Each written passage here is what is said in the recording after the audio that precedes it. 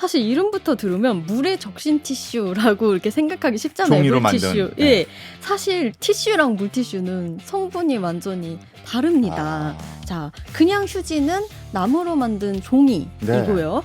물티슈의 주성분은 폴리에스테르, 플라스틱의 일종입니다. 결국 석유 제품이네요. 네, 그러니까. 그렇습니다. 그냥 달라요. 네. 네, 물에 적신 티슈 단순히 그게 아닙니다. 순면 느낌, 뭐 물에 잘 녹는 깨끗한 이런 문구들이 많이 나오잖아요. 그린워싱 아닙니까? 일종의 그린워싱이란 네. 지적 많이 나옵니다. 자, 다음 이야기 알아볼까요? 네, 탈플라스틱 한다면서 물티슈만 예외. 정부가 이제 지난달에요. 탈플라스틱 종합대책 초안 공개했습니다. 네. 보셨을 것 같아요. 이게 각계 의견 수렴 거쳐서 올해 상반기 중에 최종 대책을 이제 확정하는 그런 과정에 있는 거예요. 자, 정부가 보니까 지금 플라스틱 폐기물 발생량이요. 무려 우리나라에서 연간 7%씩 늘고 있다고 합니다. 그러면 이게 어디서 이렇게 많이 발생하는지 물질 흐름을 이제 처음으로 분석을 해봤더니 포장재랑 용기류, 그러니까 일회용품 이제 폐기물이 절반가량을 차지하더라는 겁니다. 그래서 우리 일상에서 쉽게 떠오르는 게 일단 저도 많이 쓰지만 일회용 커피컵이랑 빨대 이게 크고요. 그다음에 우리 배달 용기 사용량 굉장히 많이 늘고 있죠. 네. 그리고 뭐 생수나 음료 페트병 사용량도 무시할 수 없습니다. 그래서 정부가 이 일회용품 사용을 집중 공략해서 지금 한 50만 톤에 달하는 이 일회용 폐기물 배출량을 5년 안에 5분의 1 토막을 내겠다 이렇게 선언을 했어요. 그런데 이 규제 품목 어디에도 우리가 진짜 많이 쓰고 있는 일회용품인 물티슈가 포함되지 않아서 이거 문제다 이런 지적을 국회 입법조사처에서 지적하는 보고서를 내서 화제가 되고 네. 있습니다. 그래서 잠시 소개를 해드리려고 해요. 저도 사실은 뭐 이제 전공도 그렇고 이제 좀 실천의 영역에서도 일회용 컵이나 플라스틱 네. 또 빨대 이런 거는 안 쓰는 편이거든요. 그런데 물티슈는 워낙 편리하다 보니 저도 별로 생각 없이 식당 가서 화장실 가서 손 씻기 귀찮으면 맞아요. 썼던 네. 기억이 나네요. 네. 한번 얘기 좀 해주세요. 예, 일단 여기서 가장 중요하게 짚고 넘어갈 게 있습니다. 자, 물티슈 우리가 가장 많이 오해하는 게요. 사실 이름부터 들으면 물에 적신 티슈라고 이렇게 생각하기 쉽잖아요. 종이로 물티슈. 만든. 네. 예, 사실 티슈랑 물티슈는 성분이 완전히 다릅니다. 자, 그냥 휴지는 나무로 만든 종이이고요. 물티슈의 주성분은 폴리에스테르, 플라스틱의 일종입니다. 결국 석유 제품이네요. 그러니까. 네, 그렇습니다. 그냥 달라요. 네. 네, 물에 적신 티슈 단순히 그게 아닙니다. 예, 우선 사진을 한번 보실게요. 이게 영국 공영방송 BBC 12월 23일 보도 화면입니다. 자, 보시면은 터널 안에 막 구름처럼 막 뭉게 뭔가 뭉쳐 있잖아요. 예. 이게 이 터널이 이게 하수관로예요. 아, 그리고 이렇게 뭉게 구름 같은 게 기름 덩어리라고 해서 이걸 팻버그라고 부르더라고요. 그러니까 런던 동부 하수구가 이걸로 막혀 있는 그런 모습이에요. 자, 보시면 이게 길이가 약 100m, 무게도요 한 약 100톤에 달하는 걸로 지금 추정이 되는 이 거대한 기름 덩어리에 배수구가 막힌 그런 모습입니다. 예. 그런데 이 팻버그의 주범으로 지목된 게 바로 물티슈라고 해요. 네, 그래요? 물티슈가 막은 겁니다. 물티슈가 원래 물에 안 녹잖아요. 제대로 안 그렇죠. 녹잖아요. 네. 그러니까 근데 녹는다고 우리 착각할 때가 많잖아요. 이렇게 버려지면서 이게 기름때랑 결합해가지고요. 매년 막대한 하수 인프라 복구 비용을 발생시키는 겁니다. 이야. 영국만의 일도 아니에요. 우리나라도 마찬가지인데요. 네. 하수 처리장 스크린 공정에서 발생하는 협잡물의 80~90%가 물티슈라고 해요. 그러니까 하수도 시스템 관리에 우리나라에서도 이게 골칫거리로 떠오른 지 오래입니다. 물티슈가요. 이게 결국 사용하고 폐기되면서 어떤 수도 관거를 통해서 하수도로 흘러가는 식으로. 그런 경우가 있대요. 그렇군요. 예. 이 얘기 이거 문제다. 엄청나게 쓴다. 사실 길거리 가다 보면 뭐 전단지에다가 끼워서 주잖아요. 네, 예, 맞아요. 물티슈로 끼워서 예, 주더라고요. 예, 맞아요. 저 반갑게 받긴 했는데. 예. 근데 이게 이렇게 시정이 안 되는 문제다 이런 지적이 있었던 것 같은데 이 근본적인 원인이 뭡니까? 이게 조금 답답할 수 있는데요. 네. 자, 물티슈를 규제하는 법률 근거가 다른 일회용품이랑 다르기 때문이라고 해요. 자, 우리나라에서요, 일회용품 사용을 이제 억제하고 규제하는 그 기본 법률이요, 자원 재활용법, 플레임이 자원의 절약과 재활용 촉진에 관한 법률이 그렇죠. 있어요. 이게 환경 유해성이 높은 일회용품 이거 사용 억제하고 우리 무상으로 막 음. 주는 것도 금지하자 이러는 법률이고요. 이 법률 시행 규칙을 보니까 별표 2라고 해서 대상 품목을 쭉 열거를 하더라고요. 뭐 일회용 컵, 일회용 접시, 나무젓가락, 일회용 이쑤시개, 뭐 일회용 쇼핑백 이런 거 쭉 나와요. 근데 이게 계속 개정되면서 규제 품목도 늘고 있거든요. 그러니까 최근에는 일회용 면도기, 칫솔 치약, 샴푸 린스 이런 거 무상 제공 금지 대상 됐어요. 맞아요. 그래서 아마 국내 호텔 방문하신 분들 바로 체감하셨을 거예요. 그렇죠. 어메니티 제공이 안 네, 되더라고요. 맞아요.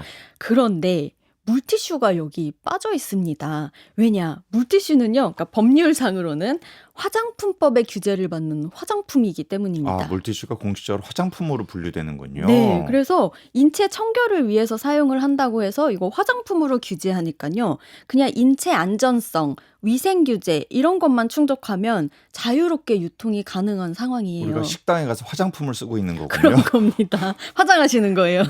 네.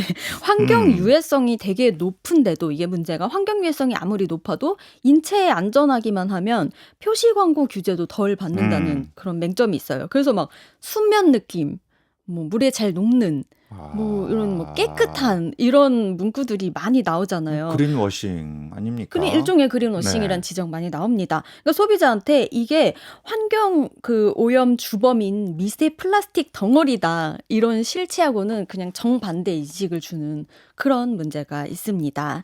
그리고요 또 요즘에는 이제 자원 재활용법 이 규제만 받으면 사실 막 강력하게 점점 규제가 강화되고 있어요. 왜냐하면 자원 재활용법 규제 받는 제품은 생산자한테 그냥 일정량의 재활용 의무까지 부과하는 우리 EPR 제도라고 하죠. 생산자 책임 제도. 이 제도를 시행하고 대상 품목을 점차 늘려가는 추세인데 물티슈 판매자들은 아직까지는 지금 이런 책임에서도 자유로운 상황입니다. 그러니까 하수도 막아서 지자체에 막대한 비용이 투입이 되는데도 현행법상 폐기물 부담금 부과 대상에서도 제외돼 있는 거예요. 아주 규제 사각지대에 있다고 이게 보시면 됩니다. 듣고 보니까 참 문제라는 생각이 드는 게 네.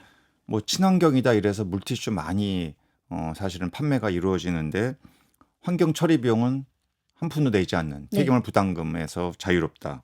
또 하수 인프라 복구 여기 또 문제 생기면은 그거는 국민 세금으로 수리해야 되고 고쳐야 되는 이런 네. 상황이군요. 맞아요. 그래서 사실은 보니까 정부도 물티슈 규제에 대한 고민이 없었던 건 아니에요. 그러니까 기후에너지 환경부 이전 이제 환경부 시절에 자, 식당용 물티슈 사용 제한을 좀 도입을 하려고 했고요. 근데 이게 업계 부담이 이제 좀 예상이 되다 보니까 사용 제한 대신에 뭐 그러면 폐기물 부담금을 좀 부과하게 해볼까 이쪽으로도 틀어보려고 했는데 또 거기서 또 여러 가지 사정을 여기저기 고려를 하다 보니까 지금 아직까지 뚜렷한 규제책을 내놓지 못한 점도 있다고 해요. 그러니까 물티슈를 제일 많이 쓰는 소비처가 식당인데 좀 식당이 지금 요즘에 자영업자 어려움이 되게 과중되는 그런 업종 중에 하나잖아요. 네. 그리고 또 영유아 키우는 가정에서도 사실 물티슈를 제일 많이 쓰고 있어요. 아이들 아기들 닦고 기저귀 뭐 갈 때도 이러는 그렇고 거. 이제 뭐 행주 같은 거를 막 삶아서 막 다 일일이 하기가 어려우니까 물티슈를 손쉽게 뽑아서 쓰는데 좀 익숙한 거죠. 이게 근본적으로는 아직 정확한 정보를 우리 소비자들께서 잘 모르는 것 같아요. 네, 그런 이게 점도. 플라스틱, 이게 석유 제품이고 사실은 환경적으로 유해할 수 있다라는 거에 대한 정확한 정보가 전달이 안 돼 있는 거죠. 그렇죠. 미세 플라스틱 덩어리다 네. 이런 것도 네, 해로울 수 있다. 그렇죠. 그런 정보 전달도 중요할 것 같고요. 자, 근데 보니까 이제 규제 준비할 때 정부 의뢰로 작성된 용역 보고서가 있는데 이거 보니까 얼마나 우리가 많이 쓰고 있냐면 식당이랑 카페 이런 데서 쓰는 업소용 물티슈 생산량요 연간 31만 톤 넘고요. 가정에서 주로 쓰는 인체 세정용 물휴지 130만 톤 가까운 걸로 추산이 됐습니다. 어마어마하군요. 정말 많아요. 그러니까 물티슈 폐기물 처리 비용도 많이 나올 수밖에 없잖아요. 매년 1,700억 원씩 들어가는 걸로 나타났습니다. 그리고 우리가 지금 숫자로 다 말할 수 없는 더 큰 비용이 환경오염 그리고 기후변화로 다가오고 있는 겁니다. 그렇죠. 그래서 이제 기후부도 물티슈 규제를 재검토한다는 그런 방침이긴 해요. 이거는 영국 사례를 참고해 보면 어떨까 싶어요. 영국이 최근에 물티슈 퇴출 선언을 했습니다. 몰아내겠다는 거예요. 아예 아까 하수도에 그런 예, 문제 떼버그. 생긴 이유로 이거는 예. 규제해야 된다. 그렇습니다. 있습니다. 영국이 지금 25개년 환경 계획이라는 이런 로드맵을 통해서 2042년까지 플라스틱 폐기물 전면 퇴출을 추진 중입니다. 그래서 우리나라에서도 사실 종이로 뭐 박군에 많이 시끄러웠던 빨대 있잖아요. 빨대를 제일 첫 번째 대상으로 퇴출 대상으로 삼았고요. 그다음에 두 번째로 이제 면봉도 사라진다고 해요. 그리고 아하. 세 번째로 몰아내겠다고 한 게 물티슈예요. 예, 그래서 지난 11월에 판매 금지 조치 발표를 했습니다. 근데 우리 뭐 일부 의료용이나 특수 산업용 제품 아주 일부 그 필요한 부분에만 엄격하게 예외를 적용하고요. 나머지 이제 대다수의 이 플라스틱을 함유한 일회용 물티슈는 그냥 생산과 유통 단계부터 원천 차단됩니다. 음흠. 예, 웨일스와 스코틀랜드는 뭐 올해 안으로 이게 시행이 된다고 하고요. 수도 런던이 위치한 잉글랜드랑 북아일랜드는 내년 중 시행된다고 하고요. 영국 정부가 굉장히 아주 전격적으로 팔을 걷어붙이고 이런 걸 우리가 직접 규제라고 하거든요. 예. 아예 금지, 네. 생산, 판매, 유통, 소비 다 금지. 이게 사실 강력한 조치. 강력한 조치거든요. 네. 이런 걸 한다는 것은 아마 영국 국민들 사이에서 이거 문제다. 라는 식의 공감대가 있지 않고는 이건 할 수 없는 일입니다. 예. 저항이 심하니까요. 네. 상당히 강력한 퇴출 의지가 돋보이는 상황이고요. 네. 우리는 일단 물티슈를 법률적으로 화장품이 아니라 아니 이게 너무 분류 자체가 문제가 크네요. 왜요? 이걸 예.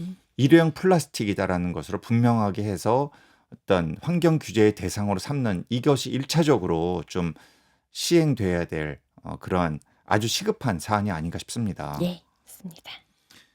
그리고 제가 말씀드렸듯이 정확한 정보를 통해서 우리 국민들 사이에서 물티슈가 이게 종이가 아니구나. 이것부터 일단 알아야 되겠고 이게 네. 화장품으로 분류돼 있다는 것에 대해서도 경각심을 좀 꼭 가질 필요가 있는 인식의 전환이 필요하지 않을까 싶어요. 네, 맞아요.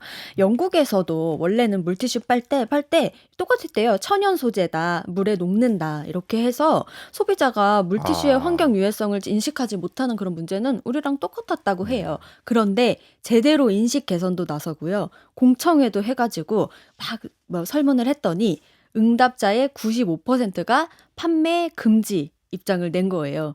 그러니까 대단하네요. 예, 그래서 이렇게 여론을 수렴을 해서 강력한 사회적 합의 단계를 거친 겁니다. 자, 사실 우리 생각해 보면 예전에는 가정에서 행주 빨아서 사용하는 게 일반적이었잖아요. 그러니까 결국은 국민 합의에 따른 원천 감량, 아예 안 쓰는 게 그래요. 환경 문제의 답인 경우가 많아요. 사실 요즘에 생분해성 물티슈도 나오잖아요.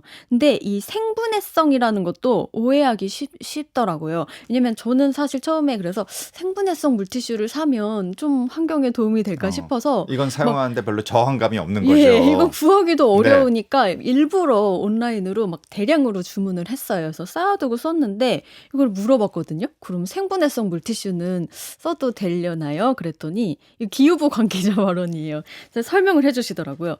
사실은 생분해성 물티슈가 엄청 그린워싱이라서 고민이라고 하시더라고요. 왜냐면은 자, 생분해가 되는 건 맞습니다. 근데 이게 뭐냐면 한 100년, 200년 뒤에 그러니까 이게 그냥 우리 물티슈가 그냥 이렇게 있어요. 그럼 쓰고 뭐 산 위에 얘가 있었어요. 그럼 100년, 200년 뒤에 얘는 생분해돼서 사라지는 건 맞아요. 근데 우리가 그렇게 기다릴 수도 없고 그만큼 적게 쓰는 것도 아니고 굉장히 많이 쓰잖아요. 그럼 결국에 이거 어떻게 해요? 재활용 안 되니까 우리 그 종량제 봉투에 담아서 버리고 그러면 이제 얘는 뭐 만약에 매립이 된다 그러면 언젠가는 생분해가 될 수도 있지만 우리 수도권 직매립 금지되고 그래요. 이 종량제 봉투는 사실 불타는 네. 쓰레기잖아요. 그럼 소각이 되잖아요. 그럼 결국에는 버려져서 태워지는 소각되는 그냥 쓰레기인 건 똑같은 거예요. 지금 공공 소각장도 부족한 판이네요. 서울은. 그렇습니다. 예. 그래서 이게 생분해성이라는 말도 사실은 좀 그린워싱인 점이 그래요. 있어서 이게 되게 머리가 아프다 얘기를 네. 하시더라고요.